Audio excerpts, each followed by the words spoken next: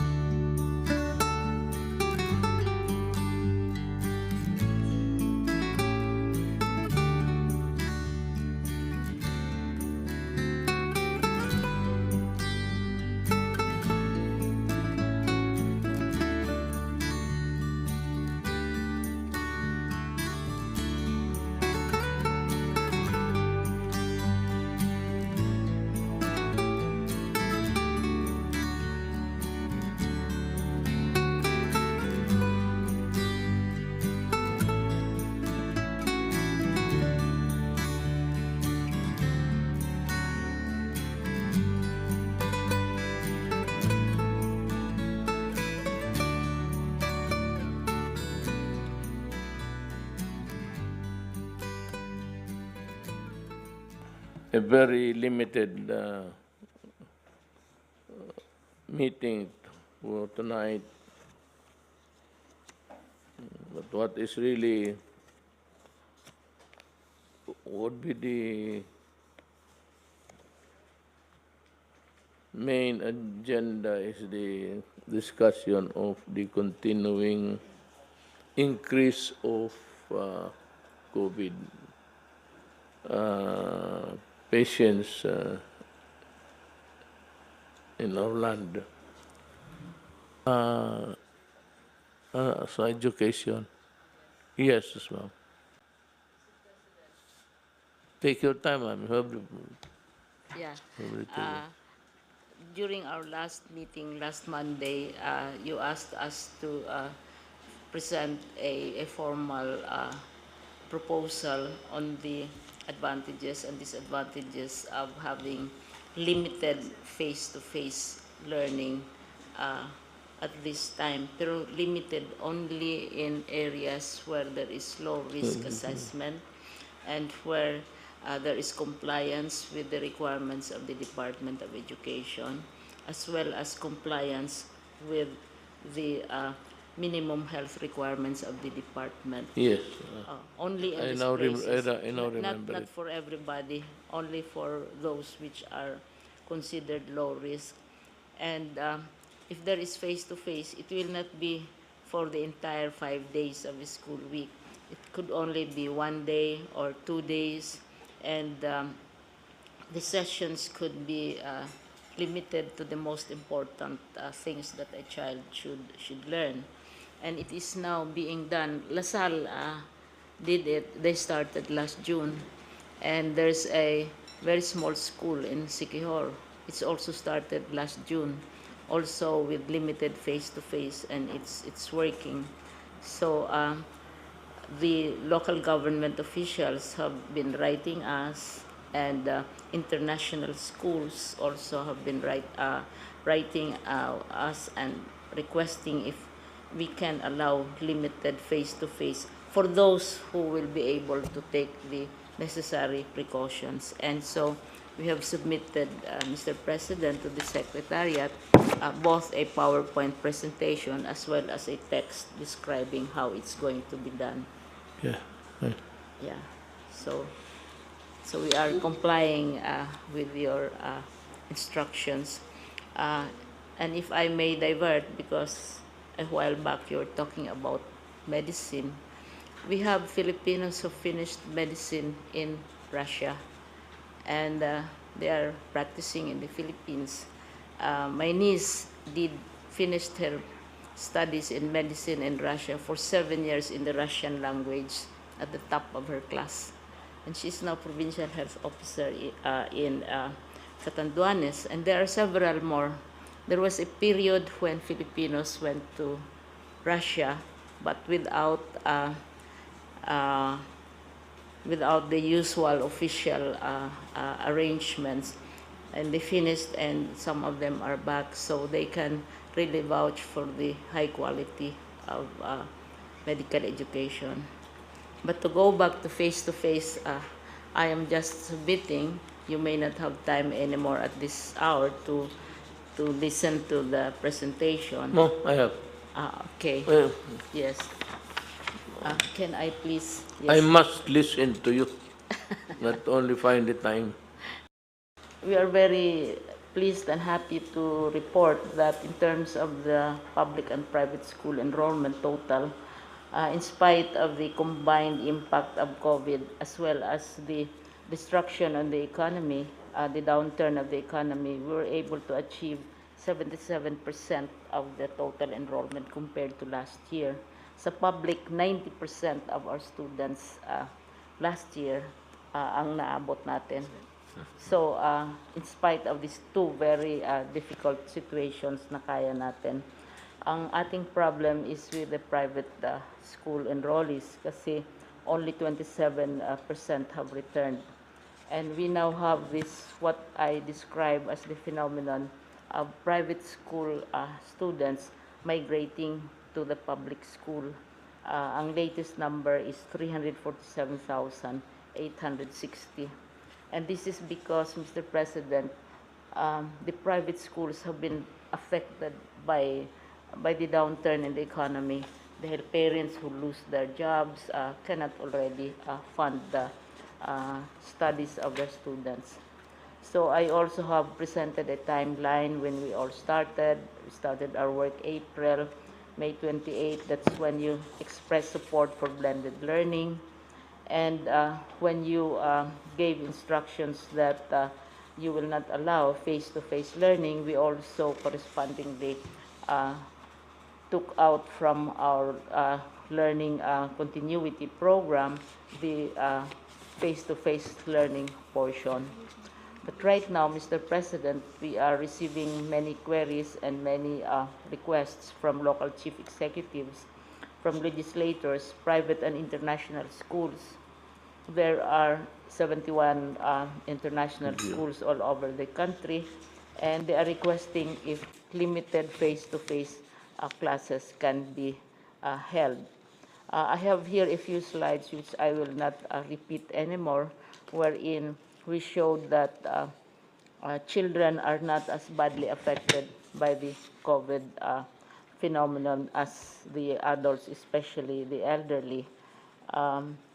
We are saying that of the total confirmed cases, for example, out of our 67,456 confirmed cases, only 2,832, most of them also mild, or 4%, 4.20% are children.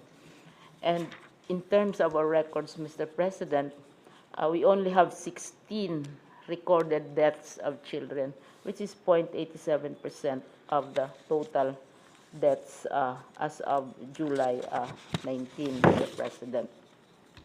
No. So now I go to the possible terms and conditions. What would be the advantage of limited face-to-face?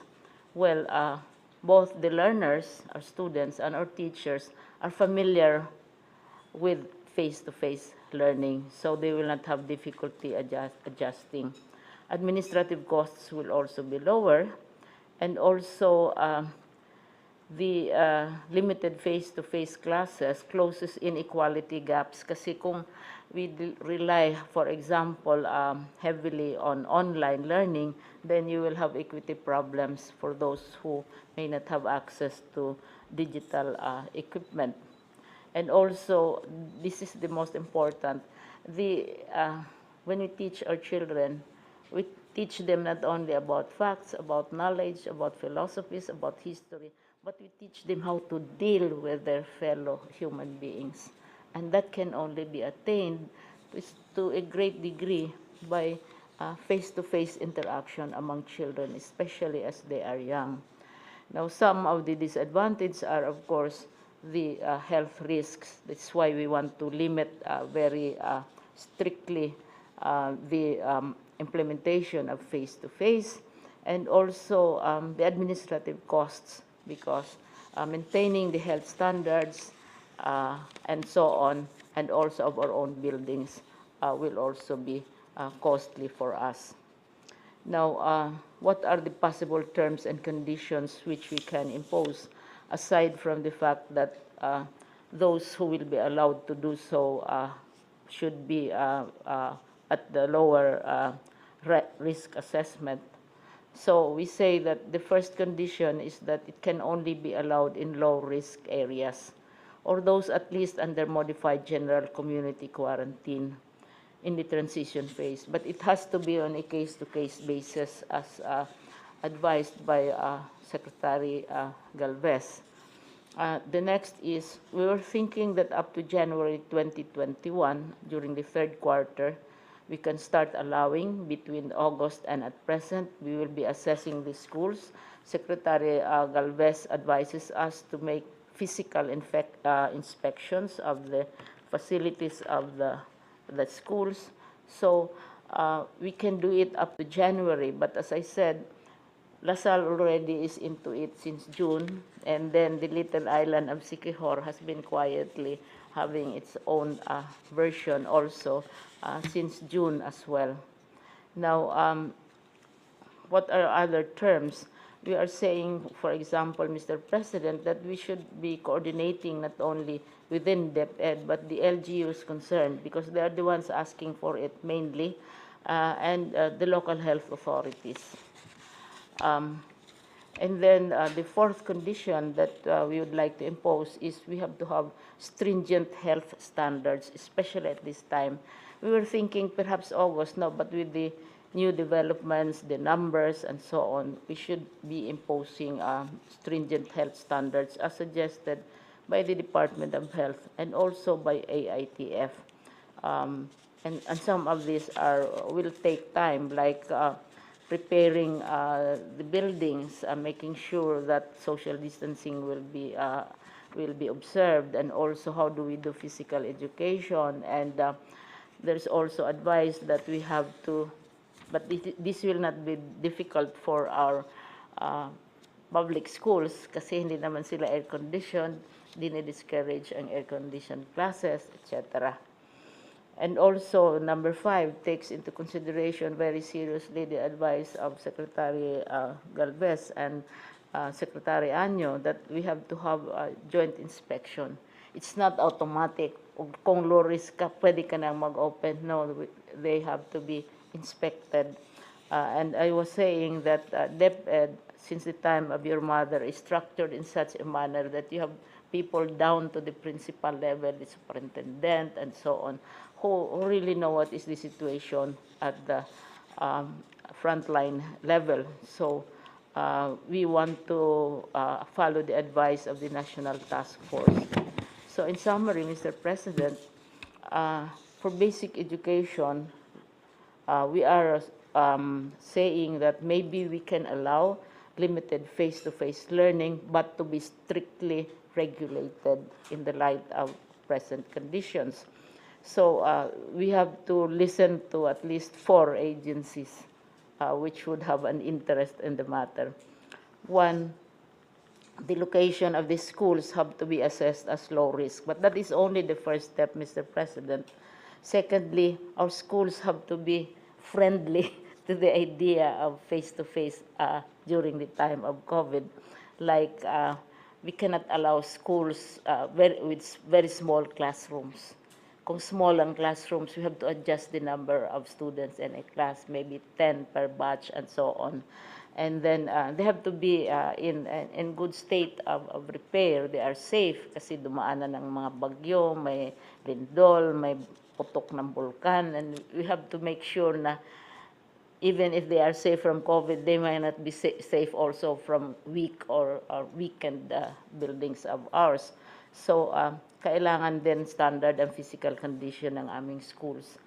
And then importante is that the schools should also meet the minimum health standards. We have already, as per your instruction, we already have organized and created also our minimum health standards, and it is in writing. We have circulated it actually in DepEd already, because school or no school, we are imposing the minimum health standards. And this is in consultation with DOH. We benefit so much from their advice.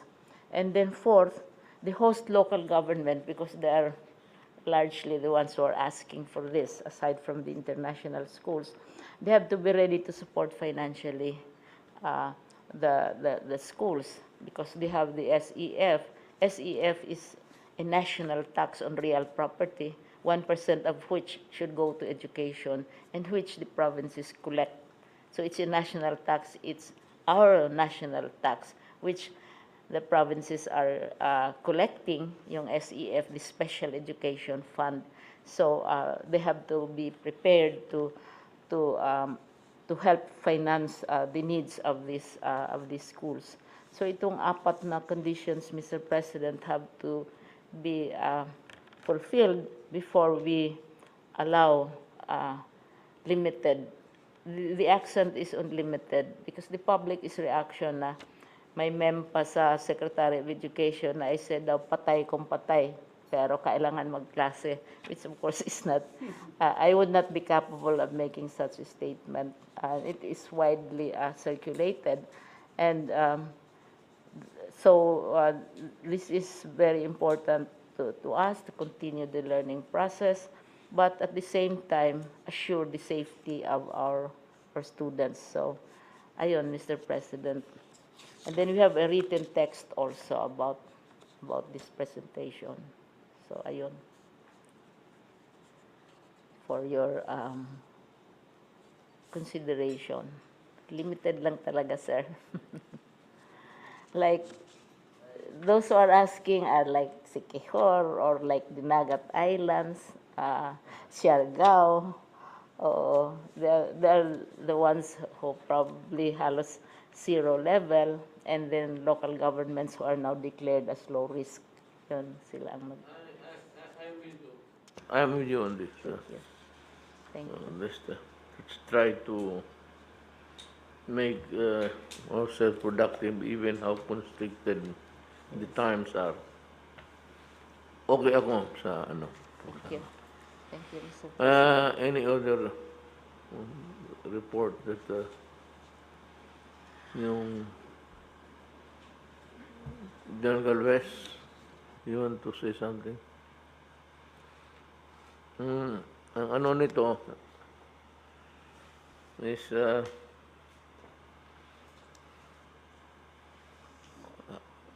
it's very hard for us really to impose itong ano, yung paglabas ng tao, and even in the wearing of the mask. I hate to, personally, I hate to arrest people for a mere violation of a rule which he says that they have to. Ang problema, kailangan masyado ang cooperation ng the mayors have to do more. They have to do more. They have to take care. I think, I'm addressing myself to Secretary Anyo, I think that if there are so many violations in a particular place, and, well, of course, the police is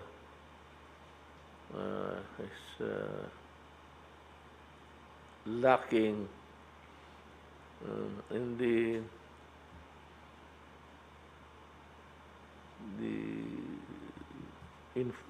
enforcement of inadequate response to the rules that we are imposing simply because we want people protected. So, pwede naman siguro ipatawag sila. Yes, sir. Mr. President, magandang gabi po. Kanina pong umaga ay nagkaroon kami ng pagpupulong sa pangunguna po ni Secretary Duque, Secretary Lorenzana at iba pang mga key members ng IATF.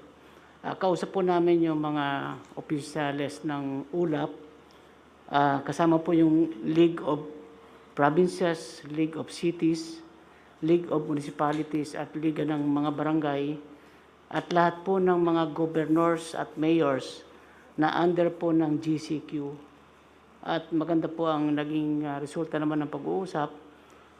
Nagkaroon po kami ng mga kasunduan po kung paano yung pagpapatupad ng mga localized lockdown. Gagawa rin po sila ng kanilang proposal kung paano po ang magandang paraan para ma-handle po yung mga LSI na uuwi sa kanilang probinsya at yung pagpapatupad po ng health standards po. Gusto namin magkaroon po ng isang implementation lang po ng pare-pare sa bawat LGU kung ilang araw po dapat ikukulong yung mga nagbabiolate sa pagsusuot ng mask, face mask at hindi nagpi-physical distancing at kung magkano po yung multa para po kahit saan pumunta ay pare-parehas yung pagpapatupad. Ito po kasi ang pinaka-importante para ma-prevent yung pag-spread ng virus. Magsimula po sa pagsunod sa panuntunan ng bawat mamamayan. Yung pong mga pagkakaroon ng transmission sa iba't ibang community, yun po bunga kapag ang ating mga kababayan ay hindi sumusunod sa mga patakaran ng health standards. At tuloy-tuloy po yung aming pag-uusap. Gagawin po namin ay pupunta naman po kami sa ibaba at yung mga particular po mga city at down po hanggang barangay na dapat ila-lockdown ay meron po kaming yung tinatawag na code teams.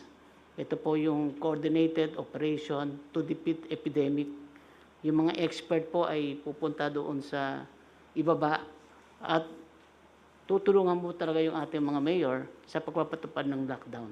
Kumpleto po yung actions na gagawin mula po simula hanggang matapos. At importante po talaga yung mailipat po yung mga positive na patient sa ating isolation facilities para hindi po makahawa sa community. So tuloy-tuloy po ang ginagawa namin ugnayan sa ating mga mayors at governors at sila naman po talaga ay porsigido po na maipatupad yung mandato nila para matapos at malabanan itong COVID, Mr. President. Mind you, there is a raging fight between federal government and itong local states sa Amerika. Simply because there are mayors who refuse to abide by these rules of when everybody is talking about all experts practically, be it in Europe or America, and the doctors, the eminent doctors, they only have one unison statement. You want COVID slowed down or stop, wear a mask or do not go out of your house if you do not want to wear one. Yun lang, at saka yung social distancing. There is no other way that we can prevent COVID from transferring from one person to the other unless we obey. The only thing that's going our way in our favor is that we are a unitary type of government. At saka ang hold ng central government is different from the United States. They have more freedom there. And there are things which is unknown and nobody can. But dito sa Pilipinas, pag sinabi ng, well, whatever department is pag sinabi niya na ganun talaga, and you can enforce it. Otherwise, they would be guilty of, well, simple gross negligence or outright, if the Secretary of Local Government would deem it necessary for your wanton,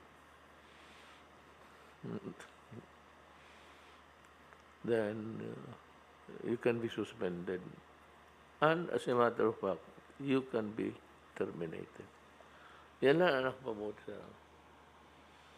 Iba kasi ayaw. That has no place in the Philippines because everybody is bound by the national policy. Itong atin naman, ang task force is really for the good of the people, for all. Kaya we do not have any qualms in arresting people. It might, under ordinary times, that's what I'm saying, about to say kanina, is that a simple violation of not wearing a mask seems to be trivial, and social distancing, all of these things. But during times of health issues, pandemonium,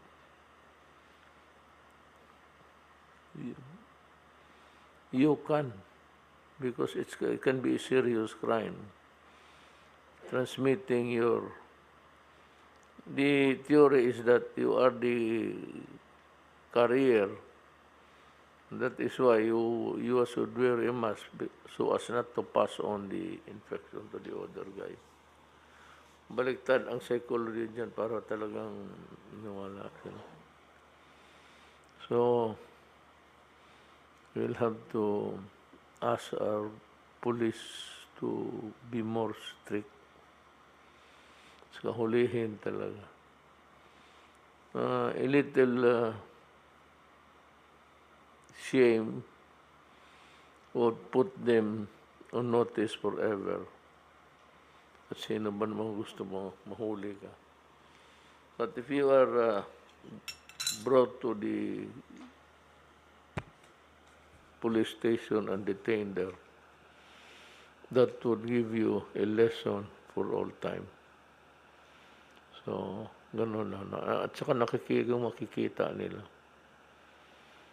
Yung mahirap itong nasa squatters, gano'n din sa Davao, sabi nila. Sabi nila, hindi ako napunta doon. Ask the police to function the way they should in times like this. Is there any other... Mr. President, magandang gabi po sa inyo, Mr. Senator and fellow members of the IATF.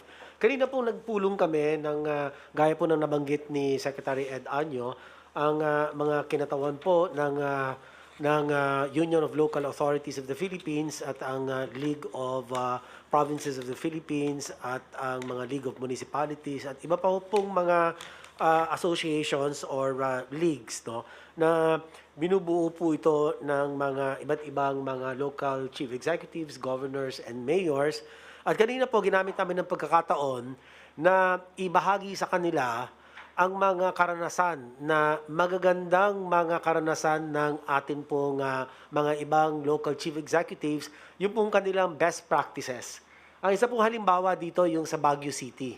Sa kanya pong containment strategy, si Mayor Benji Magalong ay kanya pong shinare o ibinahagi yung success elements of his containment strategy, lalo na po sa patungkol sa contact tracing, Mr. President. So, yung contact tracing ng Baguio po ay talagang masinsinan at talagang kanila pong nasasakupan ang mga na-expose sa bawat positive case ng COVID. At sa totoo nga lang po, Mr. President, ang kanilang ratio is 1:37. For every one positive case, mga 37 ang kanila pong nate-trace na na-expose po doon sa positive confirmed case. At maganda po ang naging resulta nito dahil abot nila yung mga tao, yung first generation contacts hanggang sa second generation contacts. At ito pong mga ito ay na-test nila, Mr. President. At sa larangan naman ng testing, si Secretary Vince Dizon naman po bilang ating tinagurian testing czar ay nanigurado po na ang testing capacity ay patuloy ang pagtaas at ang daily testing output po ay mapapataas din po dahil nga kung mas marami pong matitrace, kinakailangan matest po sila kaagad. At ang sabi po ni Sec Dizon ay maabot po natin ang 10 million test by 2021. As of today, ang total tested individuals natin umabot na po ng mga 1,120,000, Mr. President. Sa ganun din po pagpupulong kanina ay ibinigay din po ang mga developments patungkol po sa expansion ng mga isolation and quarantine facilities ng atin pong Oplan Kalinga at si Secretary Mark Villar naman po ang nangunguna sa pagpapausbong at pagpapalawig po ng lahat ng atin mga isolation, isolation and quarantine facilities. Kasama na din po ang mga evacuation centers na posibleng convertible into isolation or quarantine facilities, Mr. President.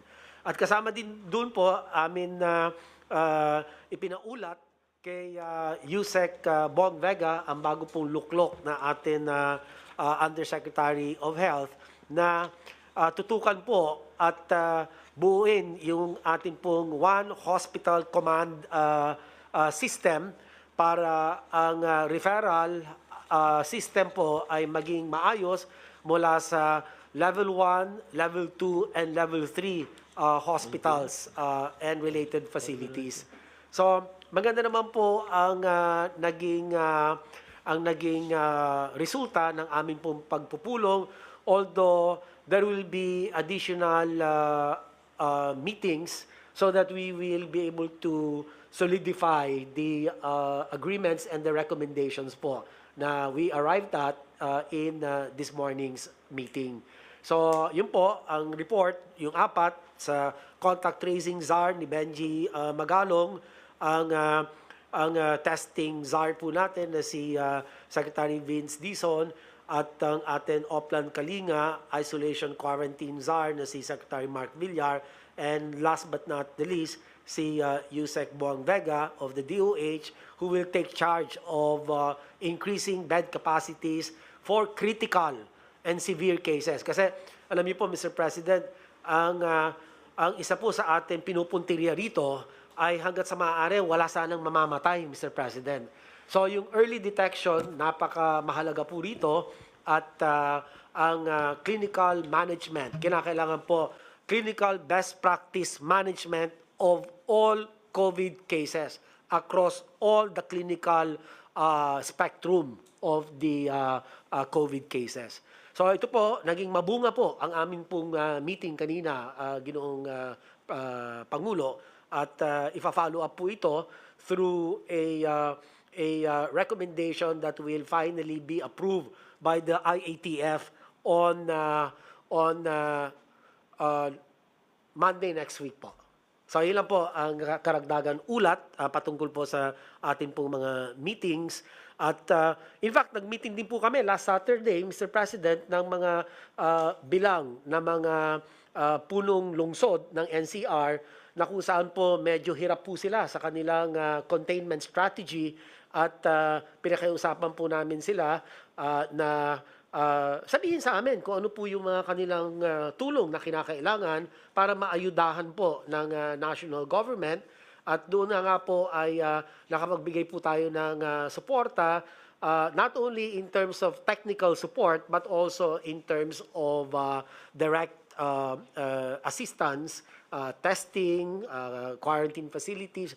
In fact, ang DepEd nga ay kanila pong sinulatan through the IATF na humihingi ng pahintulot na i-extend po yung gamit ng mga eskwelahan as quarantine facilities. At nagpapasalamat naman po kami kay Secretary Liling Briones na nagbigay po ng kanyang pahintulot na para po natin mapagamit sa kanila ang mga naturang classrooms. Yun lang po, Mr. President. Salamat. May I just add, viewing the events of COVID, yung dimensions ng COVID, in other countries they have this efficient yung ano nila yung follow-up na contact tracing. Yung iba naman dito sa atin mahirap, I think, but it can be done. But I said it's a Herculean task to do it. Second is yung testing ho. Do we have the capacity to do the testing for every citizen in this country? Sir, yung testing capacity po natin sa ngayon asa 74,000, but the daily testing output is anywhere from about 20 to 23,000 daily. Oh, na-reach na po yung 25,000. Ang target po natin is 10 million Filipinos to be tested by 2021. And we hope to be able to do the test at 32,000 to about 40,000 a day, Mr. President. So, hindi naman po natin pwedeng i-test ang bawat mamamayan. Wala pong bansa ang nakakagawa nito, kahit na po ang pinakamayaman, katulad ng United States of America. Hanggang ngayon, sila na nga po may pinakamataas na kaso, sila din po may pinakamataas na nangangamatay na kanilang mamamayan, pero ang kanilang testing asa 40 million na, Mr. President. And that's almost close to 9% of the total population of the US, of about 370 million Americans. So tayo po, malalagpasan po natin yon. Magiging mga 10% po tayo of the total population of the Philippines at 109 million. We might be able to reach about 10 million Filipinos by 2021. I say this again because yung testing is also a problem for the US. They have to, in highways, they have to put up some special lanes for you to slow down and do some. If you have not been tested, you will be tested. It's a bit compulsory in the sense that you cannot go anywhere except follow the straight line. And when your time is up, you are there in front of the medical persons. They would swab you and testing. Dito sa atin, well, I think 10,000 would be a good number if you can achieve that. Ang atin lang is, I said, reduce. The thing is, if we can do it, actually, we have to reduce it to the barest minimum na yung tao na hindi yung ayaw in America, because they do not, a good number of people do not want to be tested because they do not believe in it. So that's a problem. Same with Brazil. It's only now that people are dying and they are short of coffins that they realize that they have to follow the WHO. Wala kasi maniwala noon itong sa mask, pati yung social distancing. As a matter of fact, it was the most elementary sa lahat ng right at the beginning the pandemonium, right at the beginning, it was really a prescribed, mandatory thing to have a mask. So, kung ano natin Pilipino, to wear mask, maybe we can, I said, reduce the number of patients. Any other comment? Secretary Galvez. So, susundan ko lang po, sir, ang sinabi po ni Secretary Duque pertaining yung pagtalaga po natin ng apat na char. Kasi po, yung ating haligi ng ating National Action Plan ay binubuo po ng test, trace, isolate, at saka po yung treat. Dahil po sa lumalaki na bilang ng ng ating COVID cases, kailangan po talaga matutukan po yung apat na haligi po nito dahil kasi ito po ay talagang sa lahat po ng mga ibang bansa na naging nakita nating nagiging maganda ang kanilang kalagayan ay yung apat po nito ang talagang haligi ng kanilang mga estratehiya. Unang-una po kasi yung sa sa trace. Ngayon po lang namin nalaman na yung ginagawa pala ng ating mga mayors ay kulang pa dahil kasi karamihan po nung inassess po ni Jer Magalong yung mga lahat ng mga NCR mayors, binigay po nila yung mga report, nagpunta rin po siya sa Cebu, nagpunta po rin po siya sa Region 4A, at ngayon po, bukas po, pupunta po siya sa Region 3. Nakita po natin kulang pa yung ginagawa nating testing. Dahil po karamihan, pagka po nag-trace tayo, ay mababa po yung natitrace natin. Minsan karamihan po sa mga ang ratio po ng mga nakukuha ng mayor is 1:20 ang pinakamataas. At iba pa is 1:3. Ibig sabihin, mayroon pong nakakawala na mga positive na gumagala po sa atin. Maganda po yung yung ginagawa po ni Jer Magalong kasi si Jer Magalong po na-reduce niya po yung kanyang cases from as high as 49 to 0.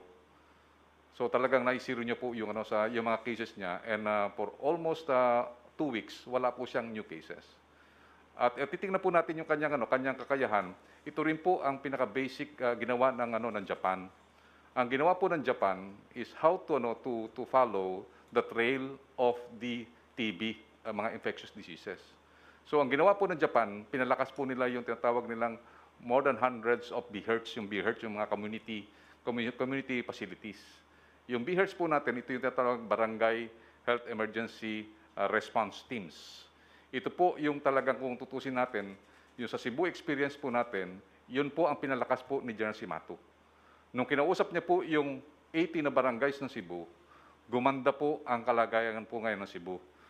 Tumaas po ang kanyang doubling time, at the same time, yung kanyang R0 bumaba po ng 1.1. Ibig sabihin yung reproduction niya po, yung transmission bumaba. Ngayon po nakikita po natin, maganda po ang ginagawa ni Jer Magalong because of his passion. Nag-meeting siya sa lahat ng mga mayors at kinukumpara niya yung mga experience ng ibang bansa at saka experience ng Baguio kung paano po mapaayos ang tracing. At ganoon din po yung sa India, yung sinasabi nga po in-introduce po sa amin ni SOH, ni Secretary Duque, yung the RAFFY model, wherein yung hospital po ang pumupunta doon sa mga slum areas. Sila po ang nag-iisa-isa, nag-house to house, kung sino po yung mga may kaso ng COVID. Doon lang po natin makukuha po ang talagang makuha po natin na ma-isolate po natin siya. At yun po, nakikita po natin, ginagawa po ngayon ng ating mga char na si Secretary Vince ay talagang pinaakyat niya po ang kapasidad natin sa testing. Pati po yung supply chain po natin, yung mga consumables, inayos niya rin po. So ngayon po, pwede na tayo makapag-test ng na-break na po natin ang 26,900 na test natin noong July 17. So ibig sabihin, nakapag-test na po tayo isang araw na more or less 27,000 a day. Pagka na-reach po natin yung 32, sinasabi po natin mga dalubhasa na we can save more than 4,000 to 6,000 deaths. Meaning, maiwasan po natin yung tinatawag nating magkaroon ng dead on arrival. At the same time, bababa po yung mga severe cases kasi nagkakaroon na po na tayo ng early detection. Kasi po, pagka na-detect po natin kaagad ng maaga, symptomatic at moderate, pwede na po nating gamutin. Yun din po ang kagandahan po ngayon na magkakasama po kami kasama po ni SOH Nagpupunta po kami sa lahat ng mga ospital. Tinitingnan po namin ang capacity. Mr. President, makikita natin kung maitaas lang natin ang ICU natin na more than 1,000 na ICU beds at saka po yung isolation beds dito sa Metro Manila. Medyo makakagana po kasi kinausap natin po ang mga ospital. Kung sa ward beds, kaya po nating expand kasi ang po ng ospital, 30% lang po ang kanilang COVID patients. Pwede pa nating i-extend. Pero yung ICU po, ang hindi po natin ma-extend kasi limited po ang ICU. At karamihan po ng mga critical at saka mga tinatawag natin pong critical at saka mga severe, yun po ang nando sa ICU. So if we will try to tinatawag na to dance with the virus, ang isang strategiya po natin, dapat palakasin po natin ang ICU natin. At yun po, nakita po namin sa Quirino Memorial Hospital, meron po tayong mega ER. Yung isang floor po doon ginagawa ngayon, yung isang floor parang isang ER na po 'yon. At meron siyang 50 ICU beds. At doon po sa East Avenue Medical Center, binisita rin po namin ni Dr. Vega at nakita po namin doon meron po tayong 250 beds at saka meron po tayong 25 ICU beds. Kung yun po, may dedicate po natin na COVID, sa COVID lang po yun, maganda po na magkaroon po tayo na tinatawag sa Metro Manila na 4 COVID hospitals dedicated. Kasi po, ang problema po natin, pagka kumakain po tayo ng percentage doon sa mga patient po na non-COVID, yung non-COVID po ang nako-compromise. Yung mga tinatawag nating may dialysis, yung mga cancer, yun po ang mga nagiging casualty po. So, ang nakikita po namin, we will be recommending na kung magkaroon po na tayo ng zoning sa NCR, meron po dapat tayo ng 4 na COVID hospitals. Para yun, dedicated na hospitals na ginawa po ng China, nagkaroon siya ng in 10 days, they build a COVID-dedicated hospital. Yun po ang nakita namin na mas maganda po kasi nakita natin si Dr. Vega, ang ginawa po ni Dr. Vega, ay nagkaroon siya ng tinatawag na one referral system sa buong NCR at saka sa Cebu. Yung experience po natin sa Cebu, nakita po natin, gumanda po dahil kasi nung pinag-aralan po ni Dr. Vega na yung treatment and care natin, mababawasan po ang pagkamamatay dahil kasi early treatment at saka po yung early detection. So yung pag-design po natin na meron po tayong 4 na char, maganda po yun kasi yung kay Secretary Villar po, more than 167 na evacuation building ang napagawa niya at ngayon po nagagamit na po natin yung 68 doon sa COVID patients na more than 2,500 na po ang kanyang gumagamit po doon. Kaya po lahat po ng tao na mga dedicated na i-assign po natin, si General Magalong, he has the passion to really search for the track yung lahat po ng mga cases. At the same time, si Vince Dizon naman, he is very passionate in ramping up the testing capacity that we had. And also with the supervision of Secretary Villar, yung DPWH po, nationwide po, gumagawa po ng mga quarantine facilities so that we can ready the capacity. Kung just in case magkaroon ng surge, kayang-kaya po natin. And at the same time, si Dr. Vega, through the direction of the DOH, kayang-kaya po natin, kahit na mag-open tayo ng economy, we will be ready to cope and dance with the virus by having an additional capacity, especially kung makapag-produce po tayo ng COVID-dedicated hospital para hindi po tayo magkaroon din ng casualty sa non-COVID. Yun po ang maganda pong gawin po natin, sir. Yun lang po, mahal na President, yun po ang aming report po sa inyo.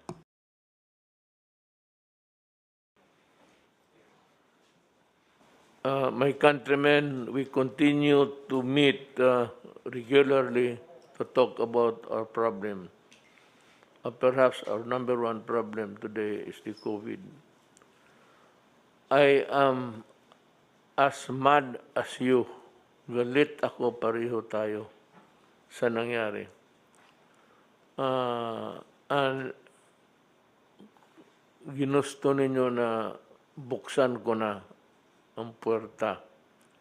Gusto ko yan. Gusto ko ang nagpipigil na lang sa akin, ang science. Gusto ko kasi nagalit na pati ako nakulong na ilang buwan. Naging inutil na rin ako eh. I have become, except for the voluminous papers na inutil na ako na akong magawa na ewan ko. But,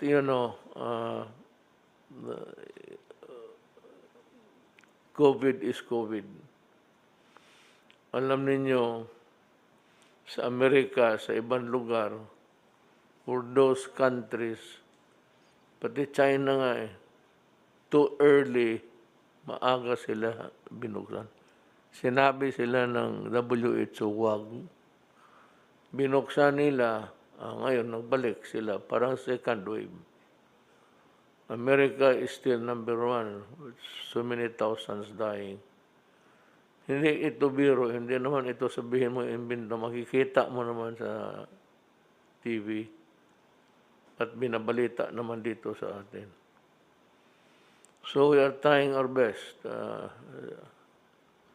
We have the Secretary of spokesman to keep you informed of what we're doing. General Delfin Lorenzana, Dr. Doke, who has my trust. Si General Galvez, General Anyo, ma'am. Sa education, kay isang sektor yan, na-worried kami. Alam mo, ang edukasyon, kinabukasan ng mga bata yan. They have to finish a course na para mabuhay sila. So, I know the apprehensions of Secretary Brunes. Pero maghintay kayo, maghintay na lang. Actually, ang pinangako ko sa inyo, kung meron ng yung vaccine, meron na final sa trial, sa Russia, binitawan na nila. I'm sure China has already won. Ang American, takot ko na nga noon, kasi nga mahirap tayo, and we need so many millions also. As a matter of fact, I would need about 110 million para mapainom ko sa lahat, para ang COVID nandyan pa, pero maging inutil na. Pag nakainom na tayo ng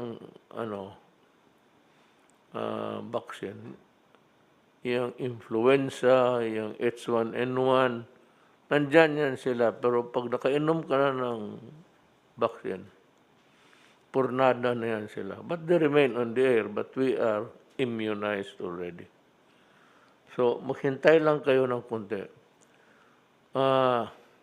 Para sa mga plano natin, put it something like hanggang towards the end of the year. But if there is a thing that develops which is really good for you, mauna ako. Mag-utang ako. Magpabili ako kung saan magpabili ng lupa para ibili ko ng medicine. In the meantime, wala. America, Europe, wala isa. O isa lang nila, o dalawa, tatlo. Social distancing. Huwag kayong magsigaw-sigawan, nakadikit-dikit. Mask. America, Russia, lahat, China, mask. Ito, importante talaga. Ngayon, kung wala kayo, I will try to buy as many as I can afford. Kung kaya ko, bigay namin yan sa inyo libre. But wear it. And, baski nagamitin mo siguro yan, 2 beses, okay mo lang. O sprayhan mo lang ng alcohol pagkatapos. Huwag yung in-spray mo, isuot mo kaagad. Yung pagkatapos ng araw, hang it somewhere, sprayhan mo lang ng Lysol if you can afford it. Yung wala, ibabad mo ng gasolina o diesel. Putang, ang COVID na yan. Hindi uubra yan dyan. Totoo. Wala kayo, if you want to disinfect yun, maghanap mo ng gasolina. Babad mo lang yung kamay mo.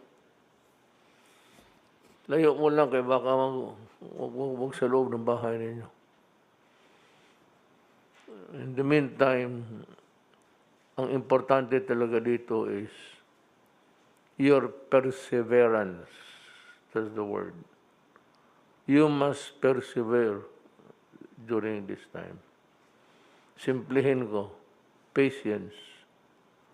Total dadating rin yan.